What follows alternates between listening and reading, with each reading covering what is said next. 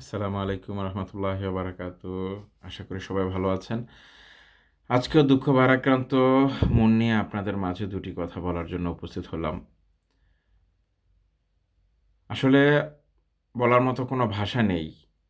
একটা ছবি, একটা ভিডিও সবসময় বারবার চোখের সামনে ঘুরপাক খেতে থাকে। আবু সাঈদ যে নির্মমভাবে তাকে হত্যা করা হয়েছে, আসলে তা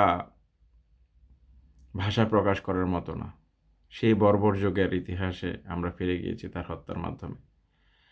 আশ্চর্য বিষয় হচ্ছে, আজকে ফেসবুকে দেখলাম ওই লোকটি, যে পুলিশ লোকটি তাকে হত্যা করছে, সে আপনার তার সন্তানের সাথে একটা ছবি আছে। কে বা কারা তাকে আ সেই ছবিটা শেয়ার করছে।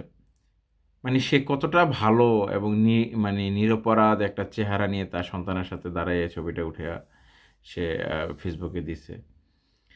তো আপনি চিন্তা করে দেখেন, এই ধরনের আ মানে চেহারার ভিতরে মানুষের যতটাই নিষ্পাপ ভাব থাকুক, তেমনি ভিতরটা কতটুক অন্ধকার, কতটুক কালো হতে পারে।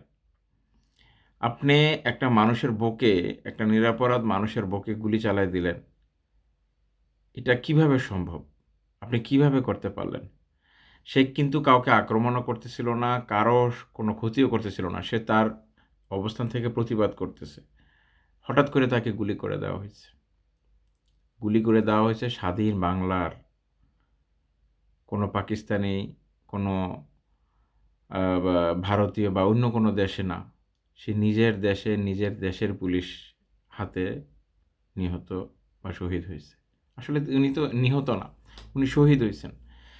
কারণ উনি নিজের স্বার্থে এইখানে আসে নাই। উনি নিজের স্বার্থে এখানে আসে নাই। উনি আসছে দেশের স্বার্থে, জনগণের স্বার্থে, সবার স্বার্থে, আমার স্বার্থে, আপনার স্বার্থে, আমাদের সকলের স্বার্থে।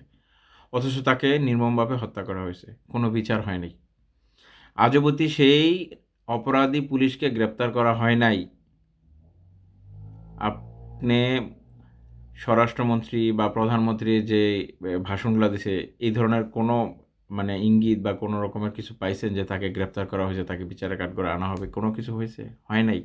গ্রেপ্তার করা নাই। এমন না কোনো আততায়ীদের গুলি সে মানে সে শহীদ হইছে বা এরকম ভাবে অজ্ঞাত স্থানে অজ্ঞাতনামা ব্যক্তির মাধ্যমে সে শহীদ হইছে, এরকম তো না। সে একদম প্রকাশ্য দিবালোকে সবার ক্যামেরার সামনে একদম চিহ্নিত এক পুলিশ সন্ত্রাসীর গুলিতে সে শহীদ হইছে।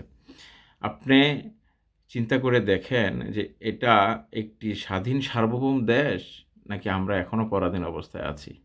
আপনি যাকে ইচ্ছা তাকে মেরে দিবেন, যাকে ইচ্ছা তাকে গুম করে ফেলবেন, যাকে ইচ্ছা তাকে আপনি বাকরুদ্ধ করে দেবেন। এটা কিভাবে সম্ভব?